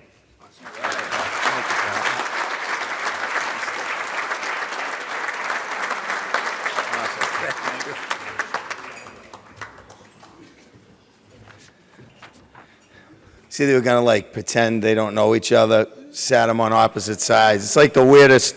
Louis going to go, that was one of the weirdest things I've ever. Right, yep. Is that right? Louis, come on up. We have one last recipient. Louis, I want you to come up because I've heard some stories about this next recipient as a coach in West Little League. I think it's appropriate to have somebody who was actually physically present to testify. Nancy Russell, Nancy Grabowski. I went to an event like a month ago to raise money for the Special Needs Program in Cambridge, Special Olympics, which is a program affiliated with the Cambridge Human Services Program. She had called me like 3 months earlier asking me some legal questions about, how to set up an entity like that and what we should do. And I got to tell you, when I showed up that night, I was floored. I don't know how much money they raised, but I can tell you, anyone that knew Nancy was there, and they were really there. Was it a trivia night? How much? $24,000 for the Cambridge Special Needs Programs. And she had all the heavy hitters were there, like Rodriguez, like people you don't say no to. But that's what Nancy's all about. And when she was a coach, it was a family thing. It wasn't about winning the Mayor's Cup or any of that. It was a family thing. The interesting thing about Nancy that I now know is, because she will drive me crazy on stuff when she needs something, and then when I called her to tell her about the award, she disappeared. She went into witness protection for like a month, and my mother's like, the only bio we don't have is Nancy, and so obviously it's not about getting recognized. It's about just doing what needs to be done for the program and for the kids. She used to DJ our holiday party for needy families, but then the special needs banquet was that same day. She's just there for kids, partly because she still is one, and I think she likes to stay close. But she's an advocate for kids in the city. Mayor Russell, you received this award before. Sheila raised Nancy to know that neighborhood, Little League, church, family, those were the most important things in the world. And Nancy followed in Sheila's footsteps, not in politics, but in every conceivable activity to help encourage kids. I want to have Louis say a couple words, and then I'm going to have Nancy come up.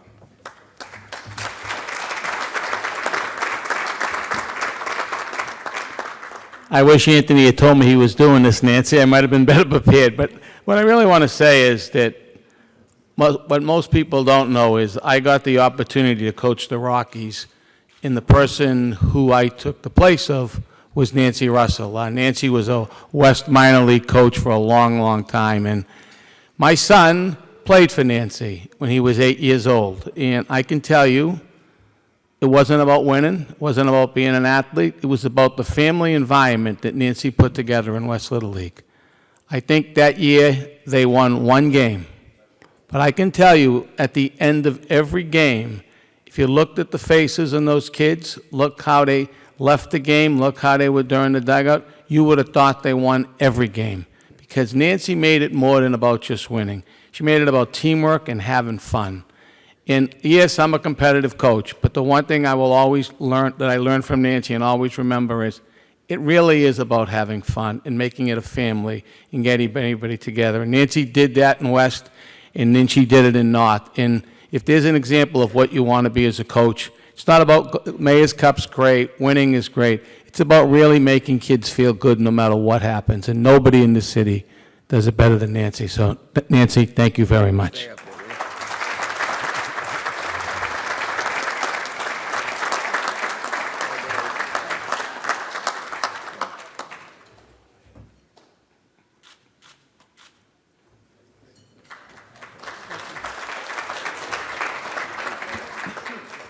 Okay, I'm a lot shorter than everybody else.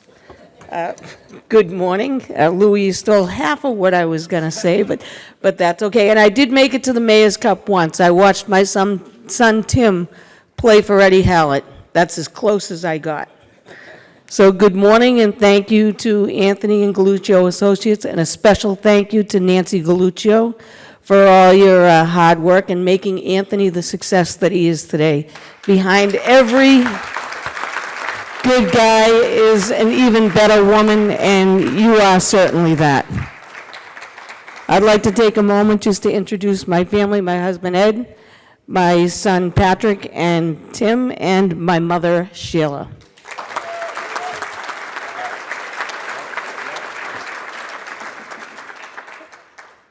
Just trying to keep my place here. I'd also like to say that it was from my mother, Sheila, and my father's example, set a long time ago, that my siblings and I had a sense that it was good to be part of something, whether it was part of a sports team, a youth group, or even a religion. As I thought about what to say today, I kept thinking about how many times my mother would say, while running the rummage sale at St. Peter's School, or while I was watching your brothers play Cambridge youth hockey, or running one of our campaigns, I met some of my best friends. I think of that often while on the journey through some of my days. Before I was married, I spent 12 years coaching West Division Little League. I had the pleasure of coaching with some of the West Division legends, such as Heather Menzies, Brendan Sullivan, Don Hockman, and Butch Dunphy. However, my biggest coup in the West Division was just before I got married. I had first pick in the draft, and I picked little Louis DiPasquale.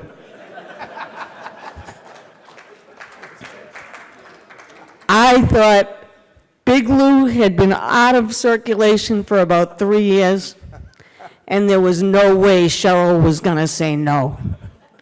This was how I got Louis back in after a 3-year hiatus. I'm thinking that's probably the only time Cheryl didn't say no. Thanks, Cheryl. Growing up, there wasn't a sport that happened in the city, except for soccer, that didn't have my father's name on the back of the shirt. And he did it because he said everybody deserved, sorry, I can't read, deserved a chance to play, and not all could afford it. There was one particular morning, I remember, my sister Katie and I walked downstairs, and my father pulled up, and he had a whole boatload of stuff in his car. There were basketballs, footballs, you name it, he had it. And we were doing the high five. We were going to get everything. And he said, "Oh, no, that's not for you. Jefferson Park just opened up a new community center, and we'll be taking those over to the children over there." And I didn't understand until that day what it really meant to be fortunate, have things as we were growing up. When you saw the kids at Jefferson Park and they said, "Wow, look at all this stuff," it was great. It was something I'd never seen before. It was good to be part of giving something. And I think that's where I get why I like to help out. Those kids could really use the stuff, he said. We were invited to go. It was great. I remember thinking how happy the kids were. I think that was the first time that I realized not only about giving was just as rewarding. In my adult life, I found myself involved with many organizations. I was part of a group running St. Peter's CYO for about 8 years, and later part of the Cub Scouts, and in the city and North Cambridge. Linda Janel was a coach for my son in the minors, and Ed Hallett in the majors, two of the finest coaches you could ask for any kid to have. I started as an assistant for Linda and served on fundraising committee, board of directors, and even served as the player agent. Carolyn Rodriguez told me, "I won't take up much of your time." I learned only one thing very quickly. Saying no to David Kale was like saying no to Cheryl DiPasquale. You just don't do it. David could get you to do anything. He called Carolyn one day and said, "We've got the Mayor's Cup. You guys have to go and get the concession all ready." So Carolyn and I get into my car, we drive over to BJ's. We come out of BJ's and my car is filled to the brim. I couldn't see anything. We're driving back towards the field, and a police car pulls me over. And I didn't stop right away. And he said, finally he pulls me over, he says, "Do you know why I pulled you over?" I said, "I couldn't see you. There's all this stuff in the car." And before I could say another word, Carolyn Rodriguez says, "We're doing this for David Kale." We've got the Mayor's Cup.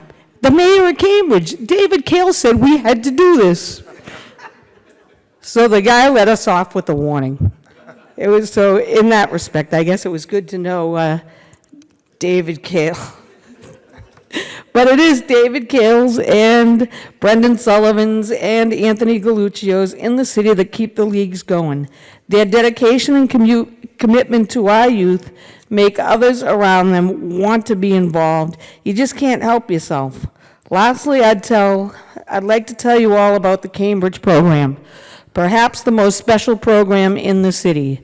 They have clients from age 8 to 65. For those of you who don't know, last year, David Tynes coached their Special Olympics basketball team to the gold medal round all the way in New Jersey. You haven't lived until you've seen these special athletes smile as they are competing in the Olympics, or just when you see them on any given Saturday. When my son started the program, he was not sure if he wanted to go again. Told him, let's try one more week and then decide. Next week, I go to pick him up, and he says, "We're going to have caring canines come, we're going to watch a movie, and then we're going to walk around the pond. I can't wait to go back again." Tonight, it's their end-of-the-year party, and I get to be the DJ. Pretty cool. The clients look so forward to all of their events, but what I look most forward to every week when I drop off on Saturdays is the same girl says to me, "Hi, Nancy, it's my birthday." Someday I'm going to know when her birthday is, and I can't wait. For me, volunteering in my case is just the right thing to do for all the right reasons. The love and seeing the kids have a sense of belonging. I would close with a thought for all young adults and sports players here today. Aspire to be part of something, because as my mother says, it's always good to belong to something. Who knows? You might get lucky like my parents and me, and maybe you'll meet a best friend. Thank you.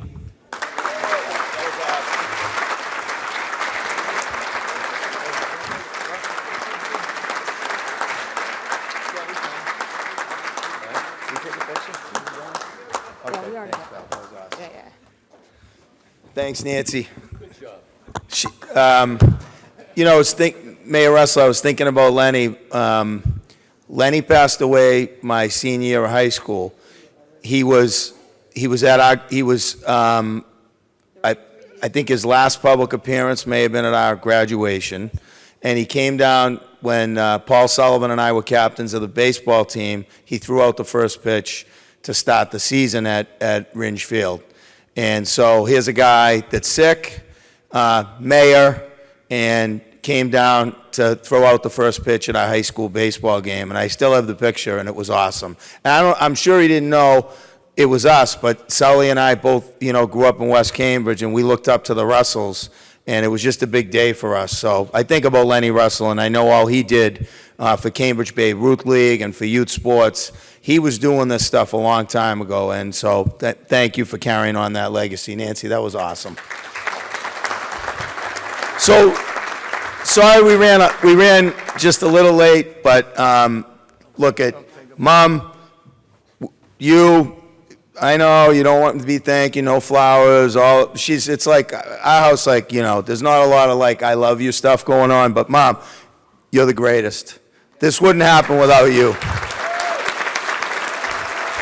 We leave the card that says, "I love you," and then you run out of the house so they don't have to open it when they're there because there might have to be eye contact. It's that Irish kind of love, Louis. I didn't have that Italian kind of love. 120,000 and growing, going out to youth sports because of you guys. And we're going to just keep doing it, and hopefully the scholarships are going to grow.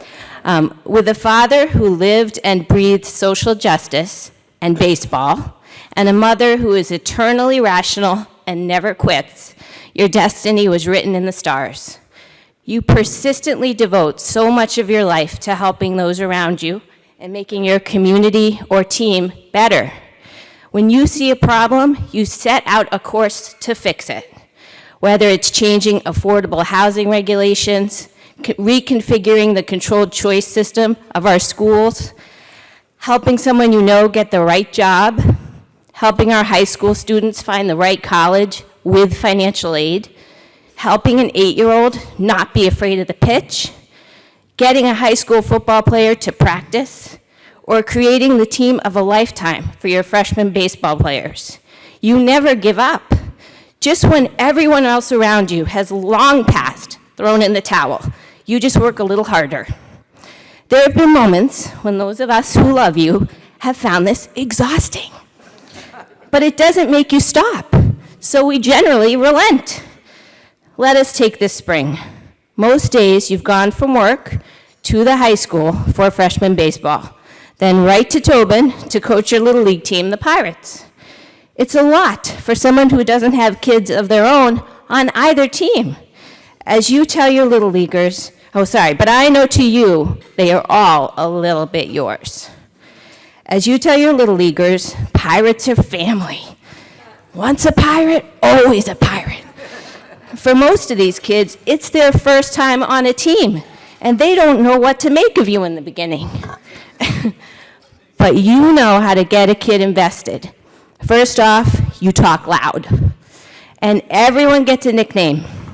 You teach them to chant about being on a warpath. Pirates on a warpath, ooh, ah, swaying left and right. You incessantly remind them to try their hardest, be on time, give up all other sports during the baseball season, and support their teammates. You buy lots of pizza, crack lots of jokes, high fives abound, as do the necessary hugs. It all adds up to one hell of a little league season. You do all the many parts of your life with this determination, laughter, friends, and good food. No moment lacks the opportunity for making a new friend for you. You once went to visit a podiatrist for the first time and found him so engaging you ended up going to lunch with him after the visit. You have met lifelong friends at the bus stop. We could all take a page from that book. I am thankful to have been a tiny part of many of your major adventures. So many left to have. Thanks for being, I cried commercial, so this is hard. Thanks for being my protective big brother, and no matter how old you get, I will always be your little sister.